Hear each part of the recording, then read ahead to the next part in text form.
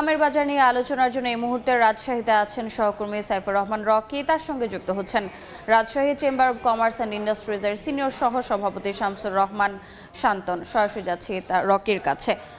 Rocky,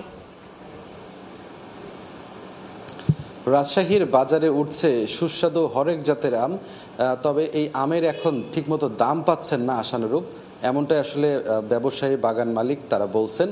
তবে এই দাম আসলে কিভাবে পেতে পারেন, এখান থেকে আসলে পরিত্রাণের উপায় কি, এই বিষয়ে কথা বলার জন্য আমরা আজকে আমাদের সঙ্গে যুক্ত হয়েছেন Rajshahi chamber of commerce and ইন্ডাস্ট্রির সিনিয়র সহ সভাপতি শামসুর রহমান শান্তন।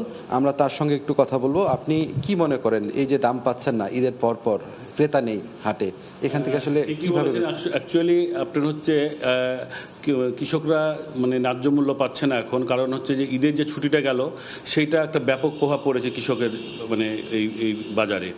আপনার আমাদের এই অঞ্চলে এখন সুমিষ্ট আমগুলো যেগুলো আপনার খিরসাপাত, গোপালভোগ অলরেডি ওঠা শুরু হয়ে গেছে, কিন্তু এখানে অনেক আম আপনার হচ্ছে মানে বাজারজাত করতে পারছে না, কারণ অনেক মানুষই তাদের ঘরে নাই, তাদের ছুটিতে আছে, সেই জন্য আপনার ন্যায্য মূল্য পাচ্ছে না। এটা ন্যায্য মূল্য পেতে হলে আসলে আমাদের চাহিদা আরও বাড়াতে হবে। যে ধরনের আমরা আমরা আম উৎপাদন করছি এই অঞ্চল, ব্যাপক আমের একটা জায়গা এই রাজশাহী অঞ্চল, এটাকে মানে কাজে লাগাতে হলে আমাদেরকে অবশ্যই এখানে জুস প্ল্যান্ট আগে তৈরি করা প্রয়োজন। আমাদের এখানে পাল্প আকারে রেখে সংরক্ষণ করে জুস করা যেতে পারে, এটার ব্যবহার বাড়াতে হবে আমি যেটা বলতে চাচ্ছি।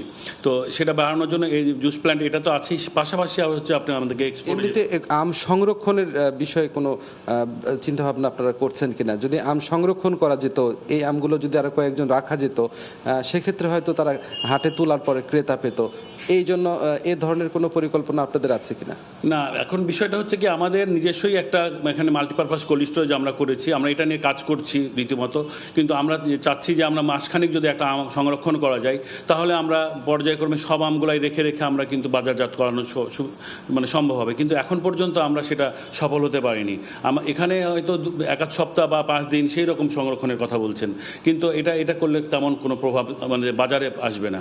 সেই জন্য আমাদের প্রয়োজন হবে, আমাদের আমটাকে যদি এক্সপোর্ট আমরা করতে পারি, সেই জন্য এখানে যেসব সুবিধাগুলো প্রয়োজন, যেমন এখানে আপনার হলো ল্যাব প্রয়োজন, আমাদের এখানে এক্সপোর্ট করার জন্য ল্যাব প্রয়োজন, আমরা টেস্টিং করে যে বিদেশে পাঠানো সেই জন্য ল্যাবটা প্রয়োজন, সেটা আমাদের এখানে নাই, সেটা হচ্ছে নারায়ণগঞ্জে আছে।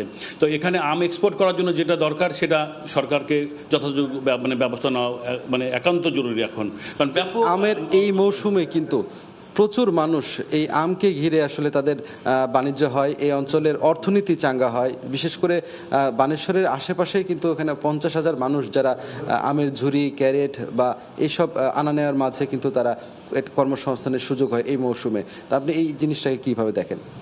হ্যাঁ, ঠিকই বলেছেন। আপনার হচ্ছে এখন মানে এই সময়টা আমরা আমাদের এইসব অঞ্চলে যারা আপনার হলো ব্যবসায়ী থেকে শুরু করে আপনার হলো যারা দিন মজুর, সবাই এটা নিয়েই ব্যস্ত থাকে।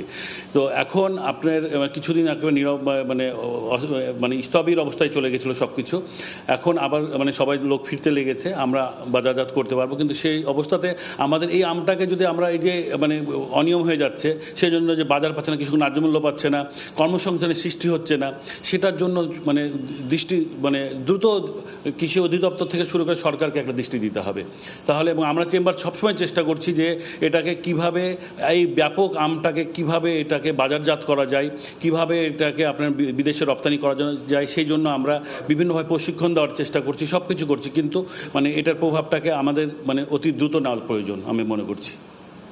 আপনারা শুনছিলেন, আমাদের সঙ্গে এতক্ষণ যুক্ত ছিলেন Rajshahi chamber of commerce and ইন্ডাস্ট্রির সিনিয়র সহ সভাপতি শামসুর রহমান শান্তনু। তিনি তার নানা অভিমত জানাচ্ছিলেন। এই সমস্যাগুলো আসলে দূর হলে তাহলে কৃষক বা আম চাষি যারা আছেন তারা আমের ন্যায্য মূল্য পাবেন বলে তিনি আসলে মনে করেন। তো এই ছিল এখন পর্যন্ত আমার কাছে রাজশাহী থেকে সর্বশেষ। সরাসরি যুক্ত ছিলাম রাজশাহীতে।